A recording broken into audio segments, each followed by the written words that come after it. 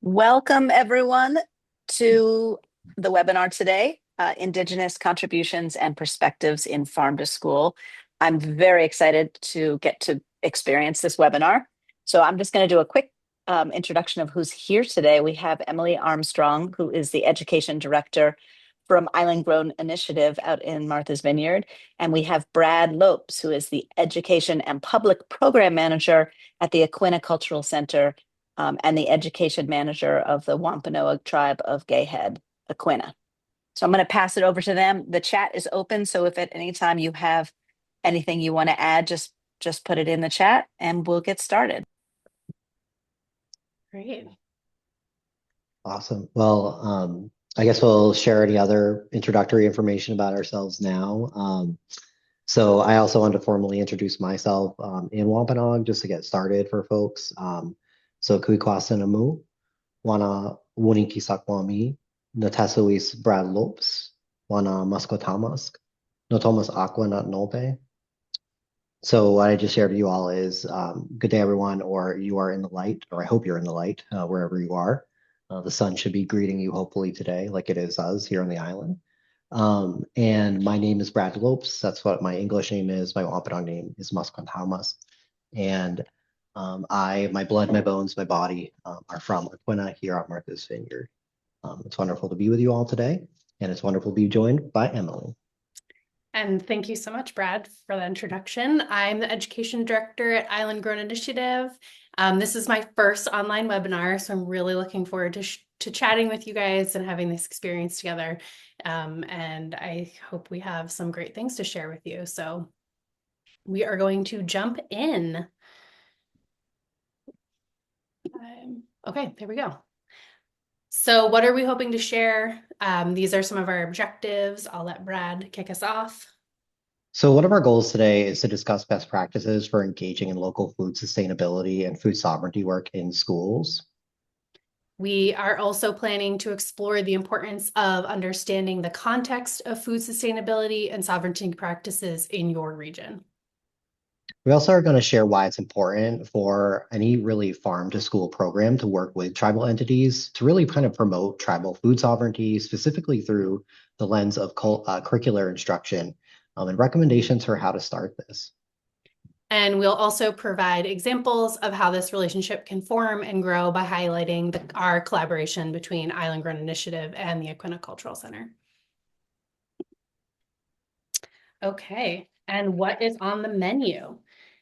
Our outline for this workshop will start with some organizational background, talking about Island Grown Initiative and the Aquinnah Cultural Center to give you guys some context about who we are and what we do. We'll tell our story a little bit. So the history of collaboration between our two organizations. We'll look back at some of the curriculum work that we have been doing together in the past year. We'll give you a little sneak peek of a specific curriculum that Brad has been working on. It's a 17th century Wampanoag cooking chopped style curriculum. We'll share some reflections, some takeaways from our collaboration, talk a little bit about best practices for Indigenous topics and relationships in farm to school, and we'll have time at the end for some Q&A. So while we're going through these slides and chatting with you guys, if you have a question, pop it into the chat, and we will make sure that we get to it at the end in that Q&A time.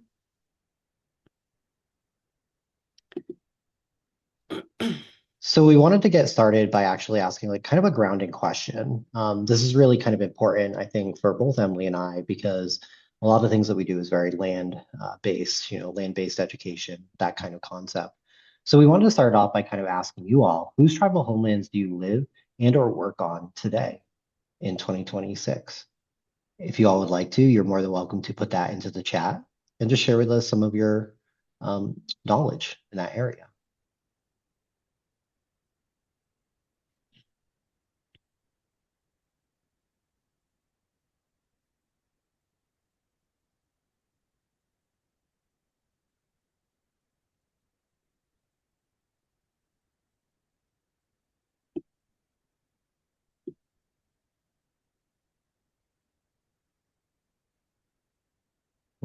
Wampanoag, yeah, that's true. Diane. Yeah, thank you. That word Nantucket is has a classic feature of a Wampanoag place name, which is the ET ending. If it's ETIT, what's the other one? UT. In Wampanoag language, it means in, on, or at. So it's referencing that we are in a specific location, and usually the prefix to that essentially is descriptive quality. So, for example, namasket is namas, and with a kind of a added letter and an et, meaning in the place of fish. So if you go to Namasket, it's good fishing. I see Wampanoag, Nipmuc, Hawaiian. This is great. Yeah, Hawaiian.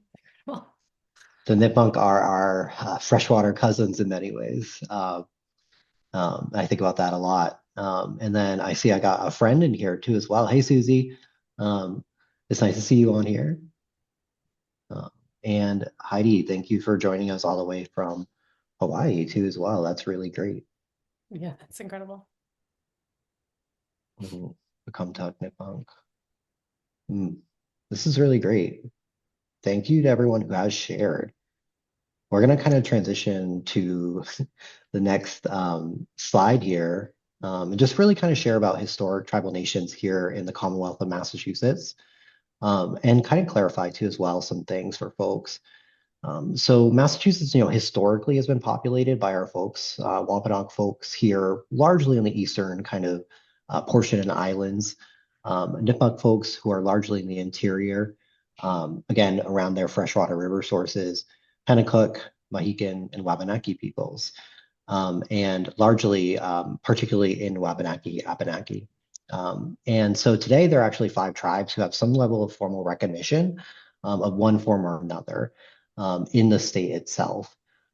And one of the, well, I'll go into that in just a second, but the 3 federally recognized tribes that are called, that do call this place home and have for thousands of years is my community here in Aquinnah, the Wampanoag tribe of Gayhead Aquinnah. We restored government-to-government relations in 1987. Our sister community on Cape Cod, the Mashpee Wampanoag tribe, who restored that relationship in 2007. And I use the word restored instead of gained federal recognition because that is not something that the federal government can give. It is inherent to who we are.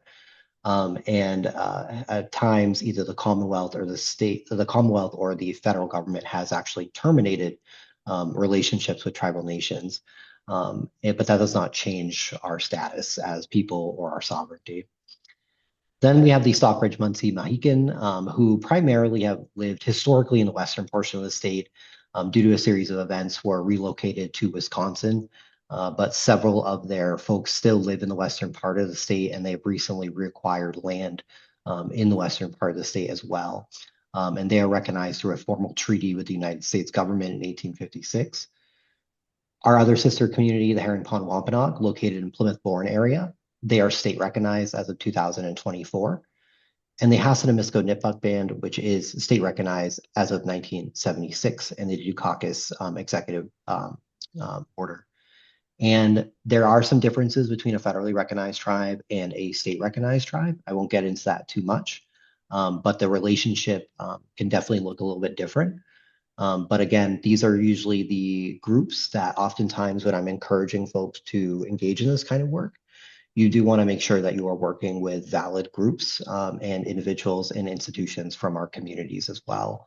And so it's really important to build those relationships with these recognized historic tribal communities and allow them to kind of lead the charge and support you in that effort. Great. Okay, we thought we would share some background about our organizations. So what is the soil like where this collaboration is born from? Island Grown Initiative's mission is to build a regenerative and equitable food system with the Martha's Vineyard community. We grow, prepare, and serve nourishing food for our community and educate about this process. So I do want to highlight that we are a nonprofit organization. We do farm to school work from preschool through high school. There's about 2,500 students that we work with regularly through our farm to school programs. And the Aquinnah Cultural Center, our mission is largely built around serving Aquinnah Wampanoag tribal members while also engaging the broader community in Wampanoag history, culture, and lifeways, which is kind of a lot of what I do. I'm the public programs person. But we do so much for our own community, really. That's one of our primary focuses. We were founded in 1997 as a way to preserve and pass cultural and traditional knowledge. And the ACC has since grown in services through partnerships, grown in services and through partnerships, creating markets, events, and workshops to honor and serve the cultural needs of our tribe. And on the right-hand side, you can see a project we'll be talking about here in a little bit, which is the Food Forest Initiative in Aquinnah. This was during one of the earlier scouting days that we had before we did some initial planting later on. And we thought we'd share a little bit about what, the demographics of the island. Hopefully you guys are all familiar with the island, but these statistics help to tell a story about this place that we are on.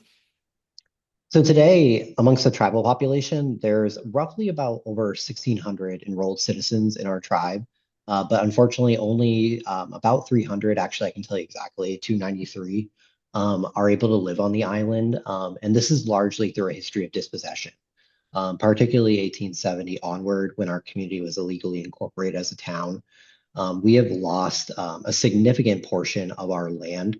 And the land that we do maintain, unfortunately, we've been severely restricted in terms of access, which has really limited our ability to honor our sovereignty and food practices.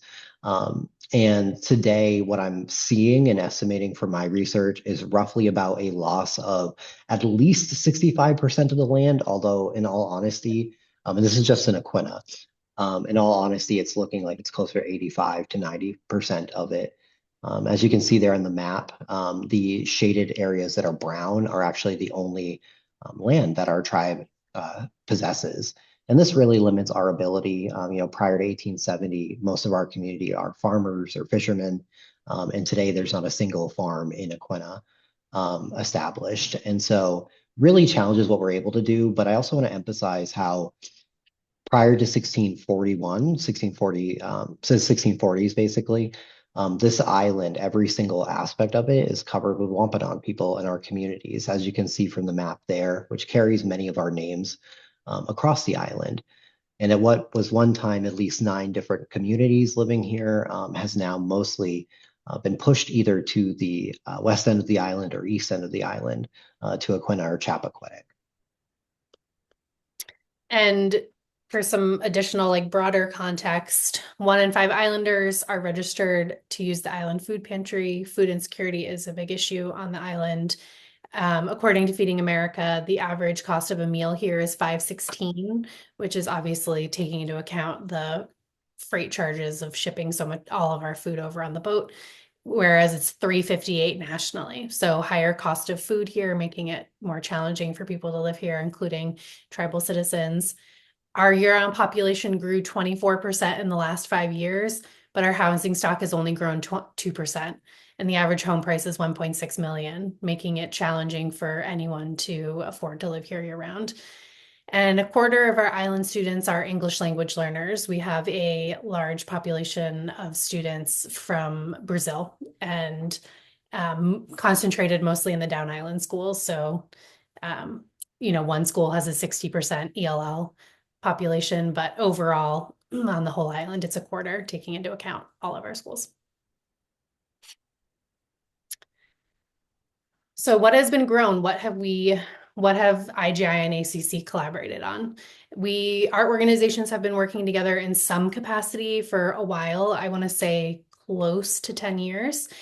We've done community education events around tribal food sovereignty topics, including a talk with Robin Wall Kimmerer.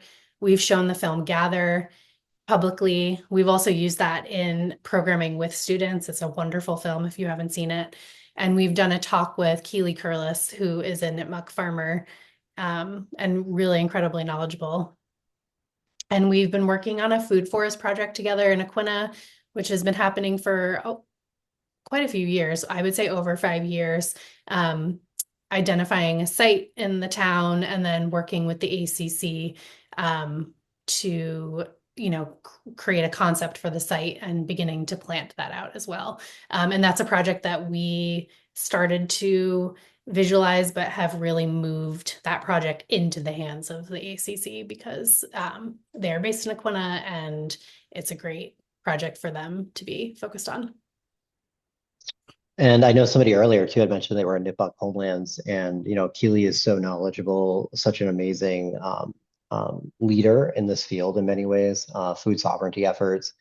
And again, there's very close ties to our community. So she's over here visiting quite frequently, and really a wonderful resource out there in the world.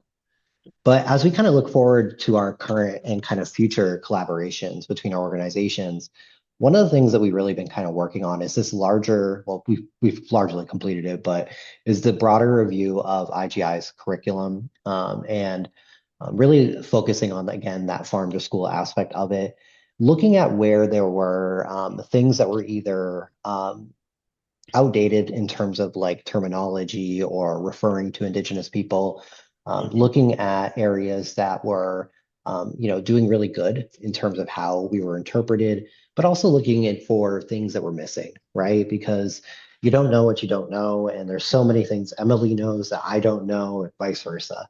And so going through there and just being like able to see where are there opportunities, right? And where can we really ensure that Wampanoag culture, our history, our stories are being told in this kind of setting. We've also worked on professional development training for Island Grown Initiative staff. I remember one in particular that really is near and dear to my heart, the more it grows too as well, which is amazing because it truly did plant the seed and is growing, was our Transcending Land Acknowledgement workshop that we did, which is where for IGI was a 3-hour workshop where we really focused on how to actually create something that is relational, and go from essentially a land acknowledgement, which can be very performative in most circumstances in which it is done, to how do we create a series of commitments that our organization can commit to build a relationship, an authentic relationship, and do what we can within our capacity as an organization to address the harms that have been done historically and address some of these larger structural problems that we brought up already around food sovereignty. And it was a wonderful experience. And within, I don't even know, it felt like a week. I was already, the wheels are already spinning, things are already happening. And to me, it felt like a pivotal moment. It felt like a moment in which a lot of things were changing. And it confirmed for me something that I believed in, which is that when we build these relationships, when we educate each other, when we have that authentic sense of being together in community, we can really do some amazing, wonderful things. And as I told Emily, I got a IGI hat as a gift. I should have worn it today. And I was like, I really do trust the organization because like this is truly a gift to me and I'm excited to wear it. And so that's been an honor. But again, taking back to that workshop, one of the things that came out right away from it was the leadership of Emily and Noldie Taylor over there too as well, in terms of dedicating a 6,000 square foot plot for the ACC at IGI Farm. This is pretty big for us because last year in that picture to the right there, that's essentially the space that we were growing in last year. We worked with, and we're still working with Still Point, another nonprofit on the island, who offered us this space, which I don't know the exact numbers off my head. I want to say it's like 15 by 15 or something like that. It's probably bigger than that, but this opportunity, this collaboration with IGI has pretty rapidly expanded our capacity to move forward with these efforts, which is extremely meaningful in a lot of ways. Thank you. And we thought we would just take you back, like, how did this all start? Like, what was the catalyst that really helped us expand? We've been doing some work together, but what helped us to expand our work and like imagine that there are new ways that we could work and deeper ways that we could work together. So in the fall of 24, Brad started offering some workshops through the Aquinnah Cultural Center that were open to the public, and those really were the seed that started this collaboration. So the first one we went to was the best practices for working with Indigenous content, citizens, and community workshop that was put on in Aquinnah and was open to educators, both either classroom teachers or informal educators like we are. And there was a good mix, I would say, of both, of classroom educators and informal educators. And Brad really challenged us to think about how we've been learning about Indigenous content for like in our school careers. And I grew up in the 90s, and so I learned some pretty harmful narratives. And we discussed that, unpacked that, talked about school as a colonial construct. And then started to think about how, what is a best practice for when you're teaching Indigenous content. And that really encouraged me to think about our farm to school curriculum, which has so much Indigenous content in it. And some of it has come from Indigenous people, but it wasn't necessarily rooted in our place. And I'll talk about that a little bit more further on in the presentation. But that was really the seed, that workshop that started our collaboration. And then last summer, the ACC, in conjunction with some other organizations, put on a War for the Dawnland Symposium. So re-examining King Philip's War, which is something that we touch on a little bit in school with students, especially because we grow a type of corn with students that is called King Philip's corn, and really shifting our perspective to think about like what a pivotal moment that war was for the Wampanoag community and how it really touched off so much dispossession of land.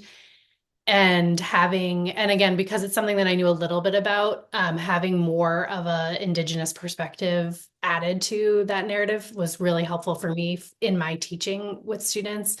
And it was open to the public, so a lot of people were there, and it was a whole afternoon just with so much learning and really changed my perspectives on a lot of topics. And we've also worked with Brad through this. We have an MV Environmental Educators Alliance on the island. So it's a group of informal, mostly place-based and mostly science educators. And Brad put together a full day training, Introduction to Wampanoag History and Homelands, for the staff of those organizations that work with teen interns. So the teens came to that training as well as our staff. And again, just really helpful to add in the perspective of Indigenous people, especially as we're talking so much with students about land stewardship and conservation and what is that all for, and who is that for. So those were some more public facing presentations that were offered that, I saw them in our calendar section in the papers, and made an effort to get myself there, get my staff there, and make sure that we were, soaking up this knowledge, which was so helpful.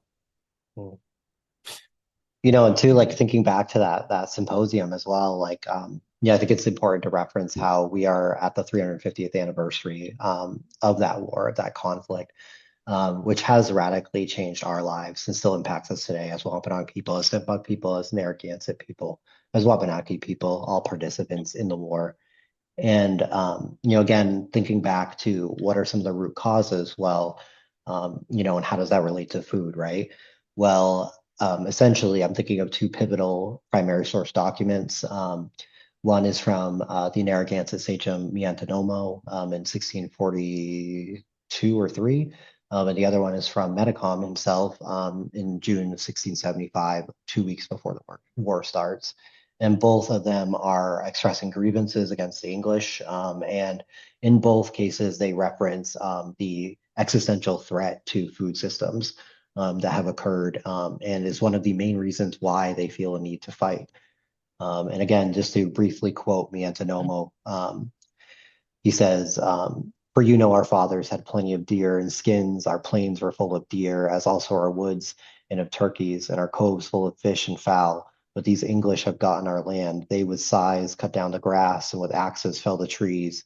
Their cows and horses eat the grass, and their hogs spoil our clam banks. and we shall all be starved. And so again, I think back to how dispossession, food sovereignty, it all ties back together. And so it's something that I think we have to really account for and confront when we're doing farm to school programs.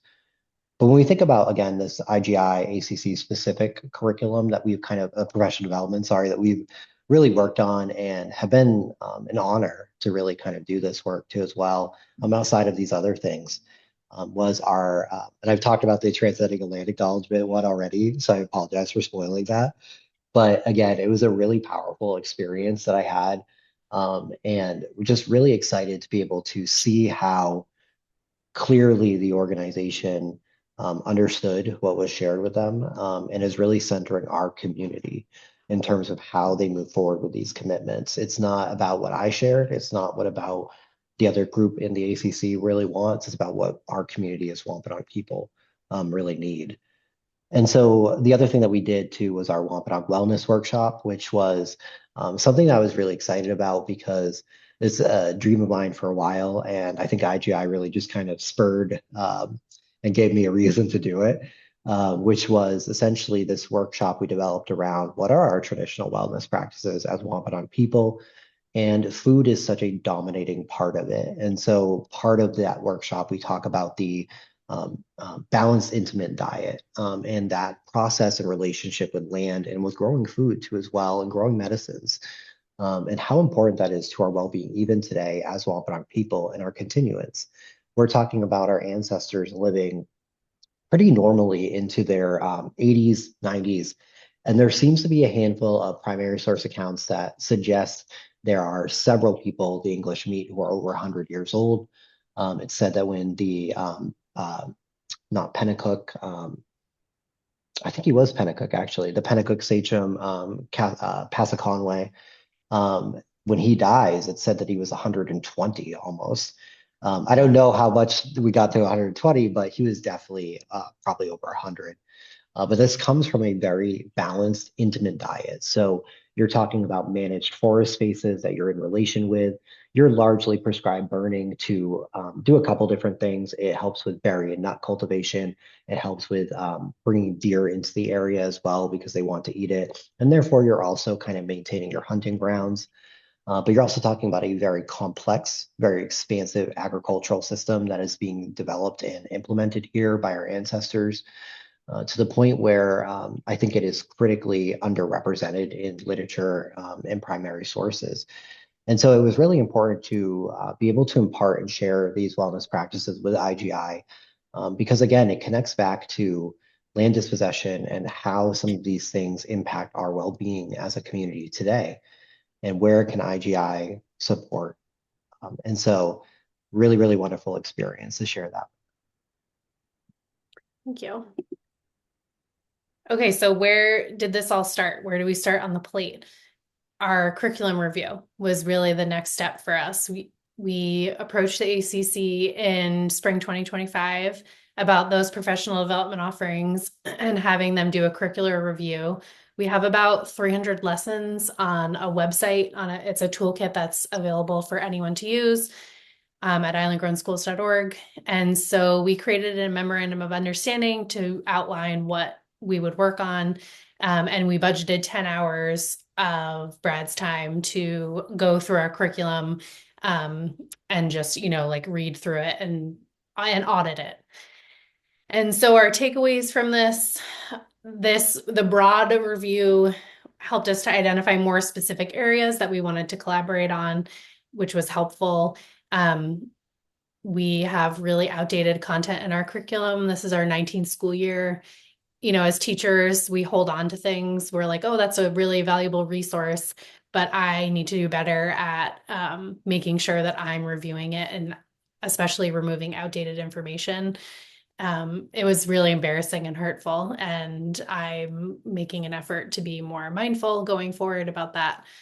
And I went into our curricular review because I felt like there are so many topics within farm to school and gardening that draw on Indigenous knowledge and traditions, but that they lack local context and local Indigenous representation.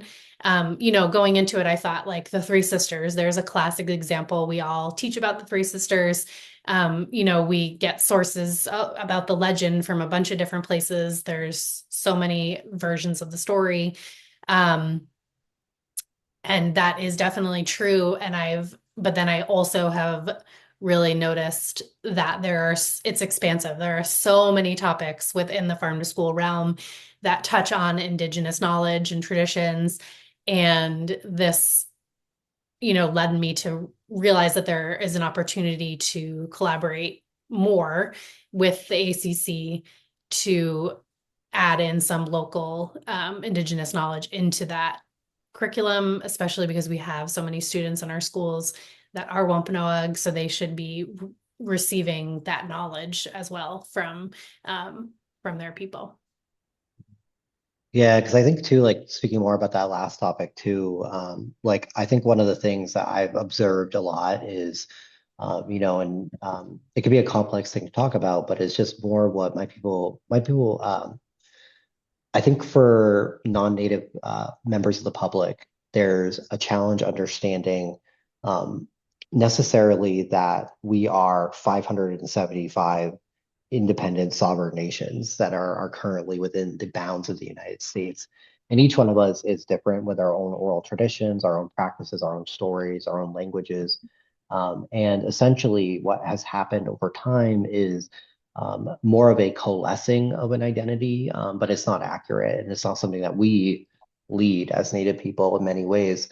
And so I have another workshop I've done before that's talking about creating and uncreating Native Americans, where it talks about that concept of where did this concept come from? Because when we think about the Three Sisters, for example, the origin of that oral tradition of the Three Sisters is not even an Algonquin language family. It's a Haudenosaunee language family. And so it is largely derived from some of our cousins over in Haudenosaunee territory. And so, although it is used pretty frequently when people are interpreting like our companion planting practices, for example, but that oral tradition does not come from this place and space.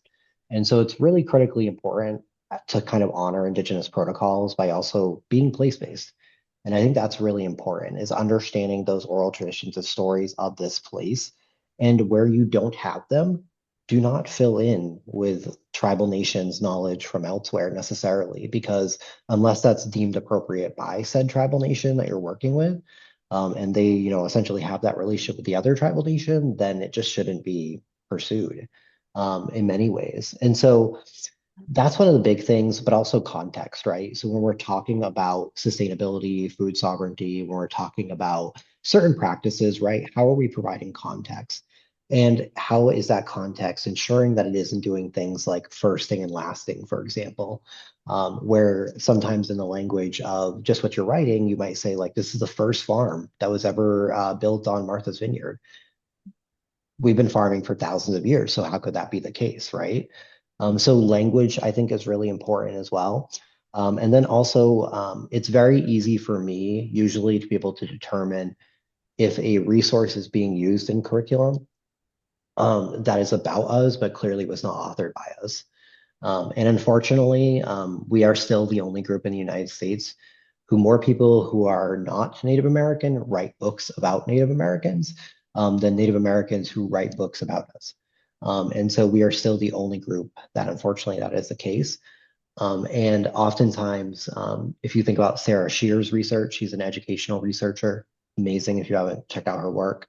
She did a study called Manifesting Destiny, where she looked at social studies standards across all 50 states.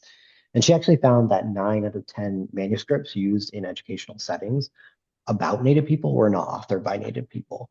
And so they're very, unfortunately, inaccurate, condescending.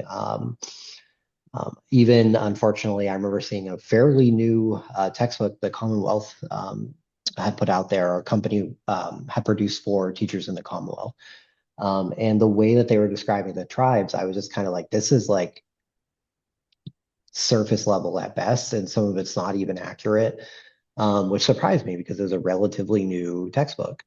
This is true with the investigating history curriculum that is coming out. the tribes were not consulted or involved in that until the project was already done. And so there, unfortunately, are some major errors that I would, personally not do myself.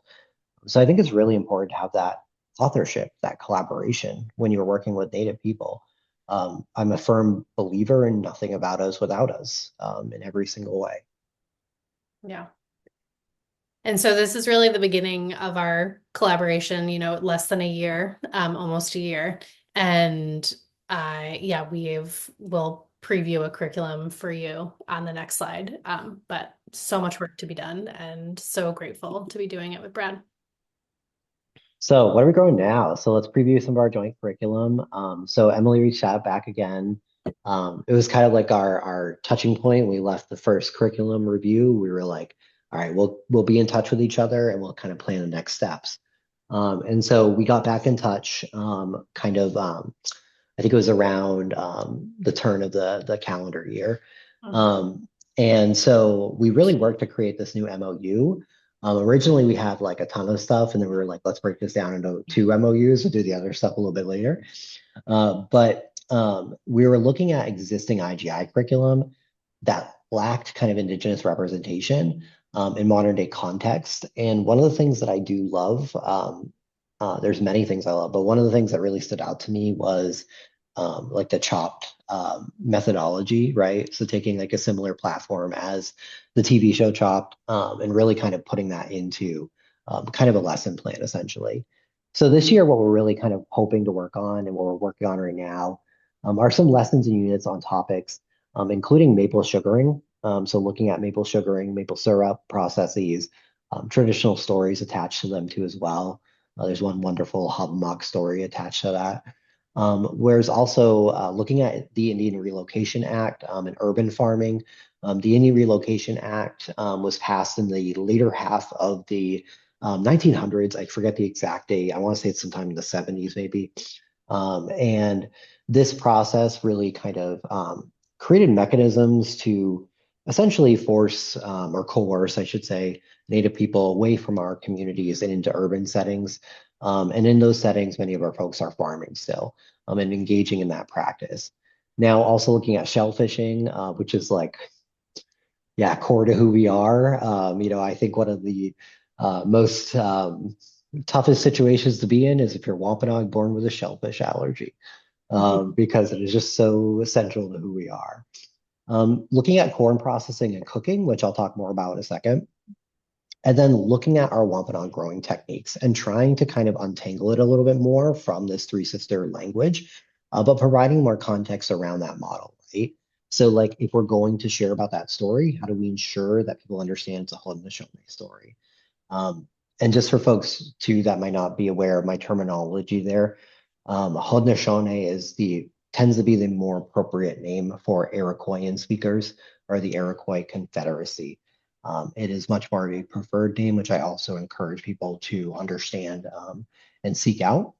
And I'll do this one selfish pitch before talking about our lesson plan that's kind of growing right here. But a wonderful resource is the book Elements of Indigenous Style, which is a I writing literally guide. have it on my desk. I remember telling you about it, and I was like, so now I know you followed up. I love that. So, a wonderful book for writing about Indigenous people, really. And so, it's a really, really great resource. I think it's on like the third or fifth edition. So right now, one of the big tasks that I'm kind of working on is the 17th century Wampanoag cooking chopped style lesson plan. And then after this, I'll move on to the maple. But one of the cool things is what you're seeing right here is essentially like our menu options, because as I was putting together, I wanted to really reinforce that food sense of being even for Wampanoag people is very much so grounded in seasonality. And so when we look at our four seasons, Sikwan, Nipun, Kipun, Papun, essentially our spring, summer, fall, winter. I also did it in that sequence because spring is our new year. So usually when the herring run, very excited for that this year. So I was thinking in my head, right, what are some traditional dishes that you would see our ancestors eating that we sometimes still eat today or infuse in other ways in new dishes? And so looking at, things like a stuffed bash, bluefish with ramps, fiddleheads, meadow garlic, dandelion greens, looking at planked smoked shadfish, looking at maple syrup and sugar, nasomp. Nasomp is like our corn porridge essentially. And depending on your skills in terms of how you add to it, it becomes such a sweet or savory food option for you. But also looking at our teas because many of our ancestors and many of us still today, one of the primary forms for staying hydrated is through healthy teas. Medicinal teas that are also going to support things that you have or things that you really need. Spice bush, sassafras. Sassafras has, such good qualities to it that when you make a tea out of the roots, it's just really, really good, both in taste and in qualities that it provides to you as an individual. So I won't go through like the rest of the seasons, but really just excited putting this together. And I think I was telling Emily the other day, I have a hard time working on it for like longer than an hour because I get hungry, like literally just doing it. And so it's been an honor, very inspired by, again, the work of my elders. And I think it's important to acknowledge the knowledge that they've shared to me. People like Linda Coombs, Tobias Vanderhoop, people like Julie Vanderhoop, Christina Hook, people like Nana Pashamit and his archival space too as well. Darius Coombs, Kitty Hendricks, so many people are a part of this. And so I think that's the other thing.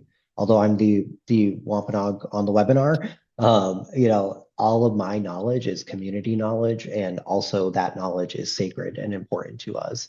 And so I can't move forward without acknowledging the teachers who have taught me.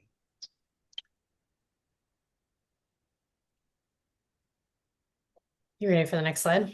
Yes. Great. Okay, so how have we grown? Reflections on what we've done together. IGI is a white-led non-native organization. We have some native representation on our board, which has been helpful.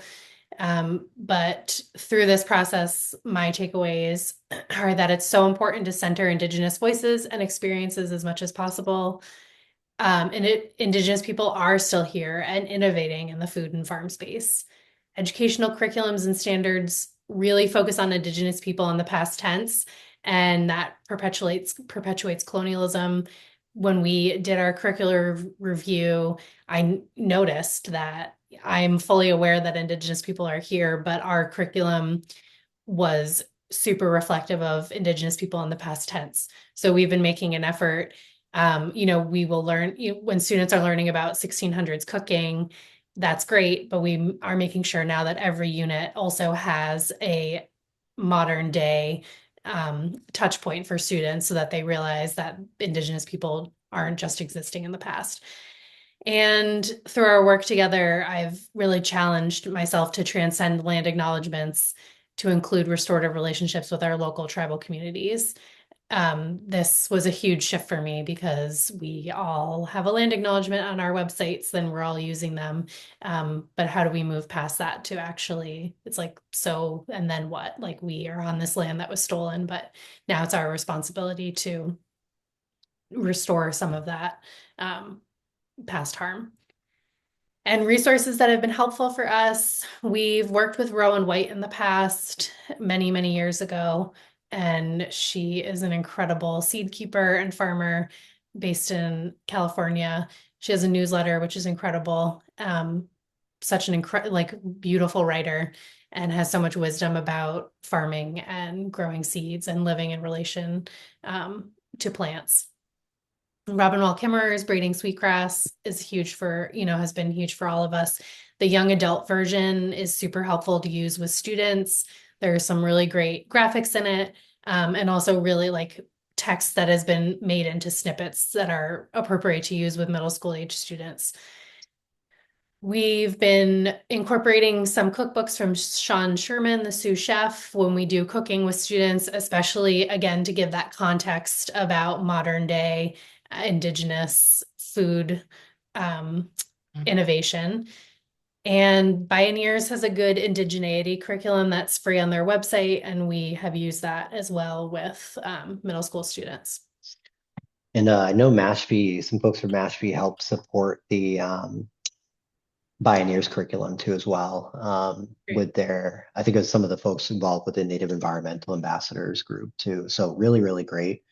And I'm excited because Sunday I get to meet Robin Wall Kimmerer. So for the first time, I know, right? This Sunday?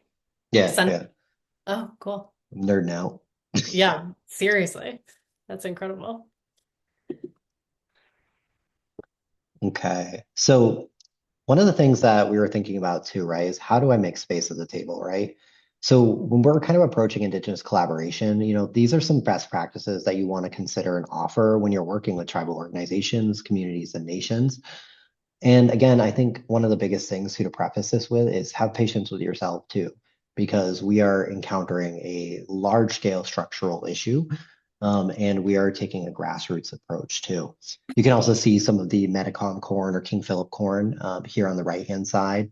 It's a very rich red color, and it spent many, many years not being grown here where it belongs.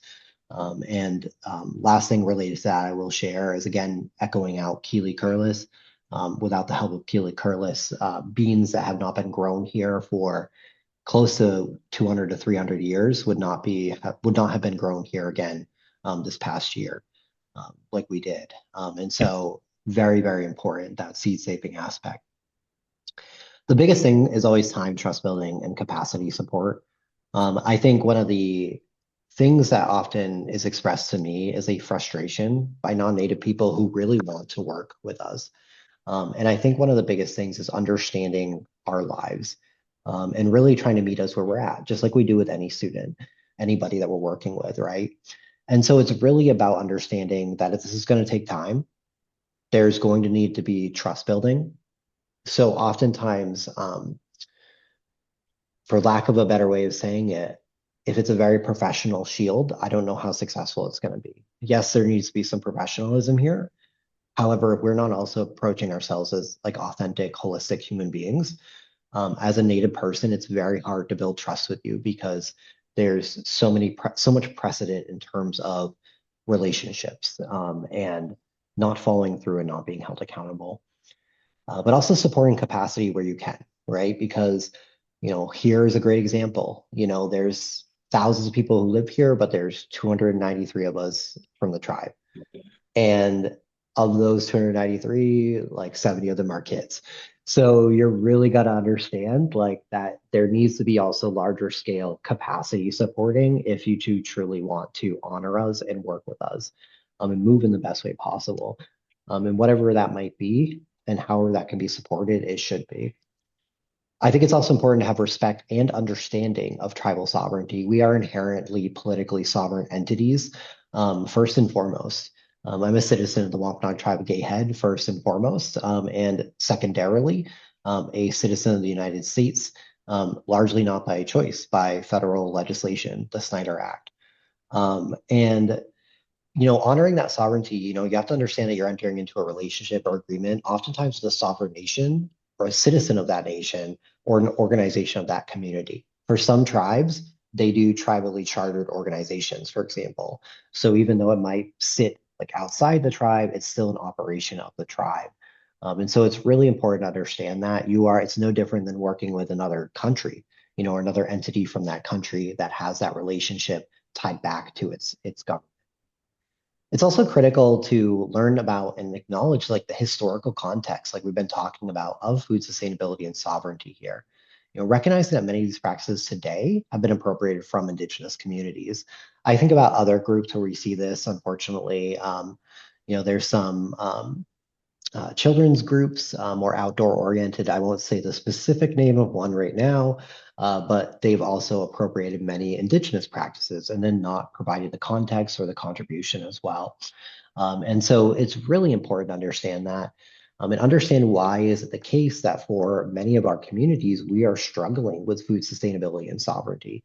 That is directly tied to that colonialism that we were talking about earlier. So how do we move forward in a way that provides solutions?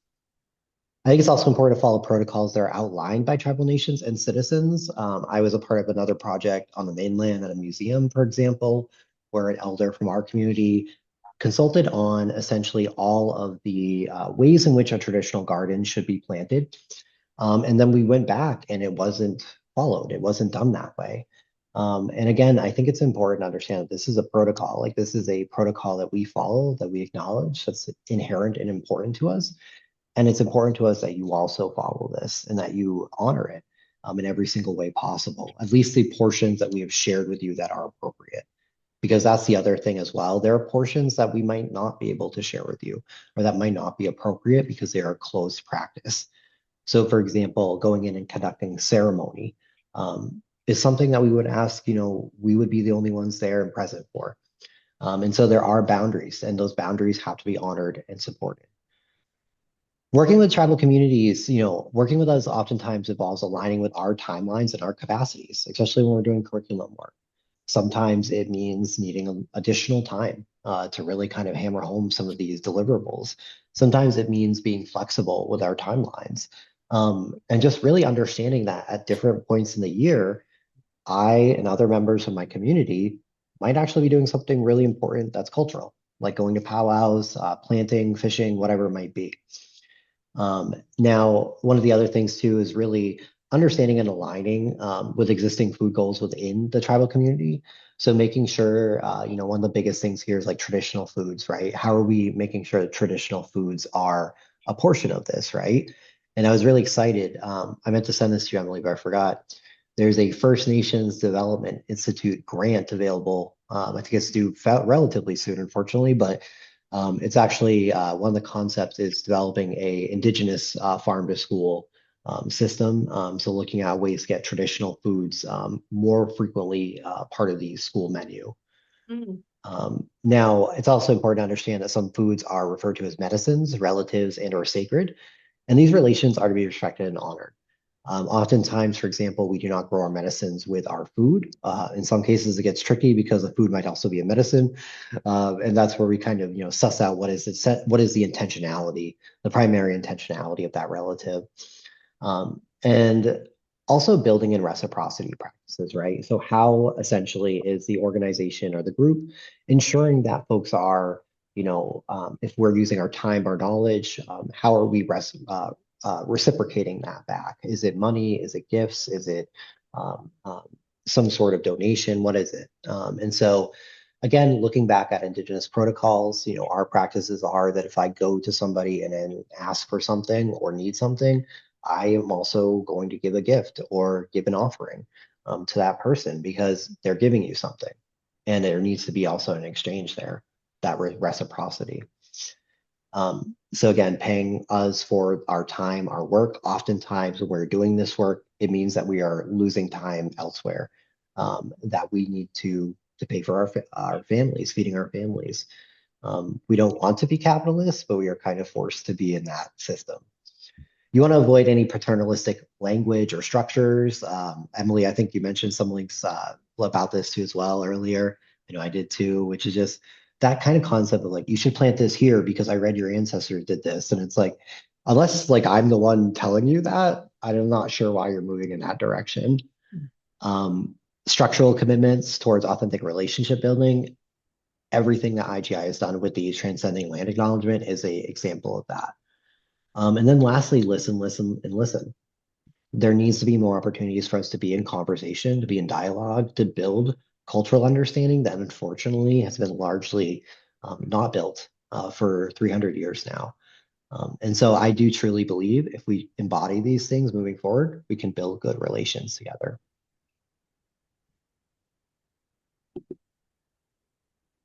That is our presentation, and we are coming up on an hour, but we are curious if people have any questions. We got some good book recommendations in the chat too. I already copied them down. Thank you. Too, some local ones that you made me think of too, Emily, are any of Earl Mills Senior's cookbooks, his work, and then Angela Marcelino, I think her last name is. She's also from Mashpee. She just did another cookbook. And oh my God, I have to get you if y'all search Wampanoag Cookery PDF, you'll pull up the Boston Children's Museum publication that like Linda, Ramona, Gladys, Wittes, a lot of our folks worked on back in the 70s, and there's some wonderful stories and recipes in there too as well. It's a really sweet, let me see if I can get the link to Do a PDF after that, and it'll pop right up. You can tell I do this way too Yes, much. got it. Frequently searched. Just popped it And in. so, It's really sweet.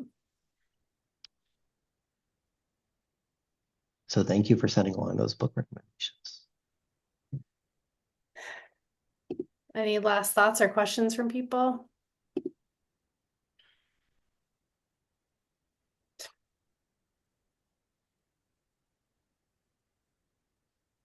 I do not currently know if there's any of our folks living over on Nantucket.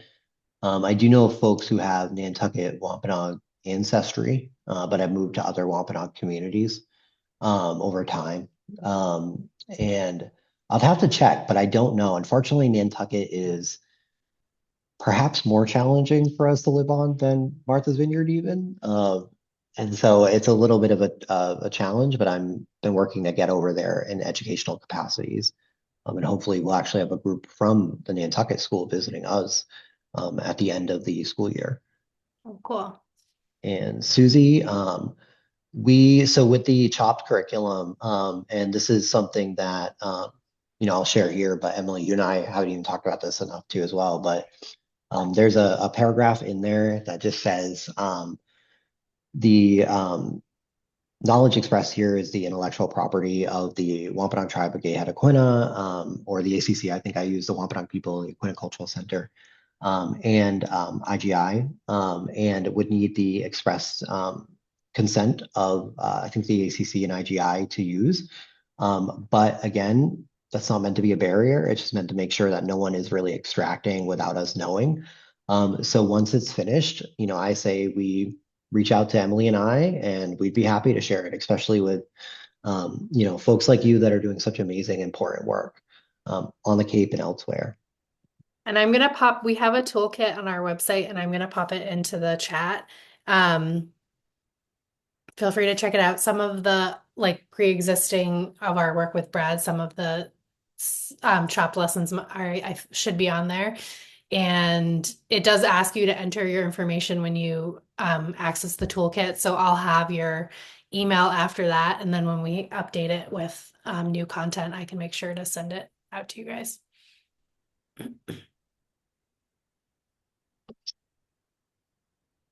Thank you all. So, thank you all for being here. Katapatanamu, thank you all. Your time truly means a lot. And then just again, any opportunity I get to share about the work that we do together is a gift. And so truly excited. Yeah. Thanks so much for being here, everybody. Thank you, Emily, and thank you, Brad, and thanks to everyone for taking time out to be here. This was really quite a beautiful webinar, and I really am fortunate that I got to sit in as a host. So we will be sending this webinar out and slide deck to everyone, and Emily, I'll also add that link in with the email that goes out. Great. Awesome. Thank you, everybody. Thank you. Pishkananamu. See you all later. Take care.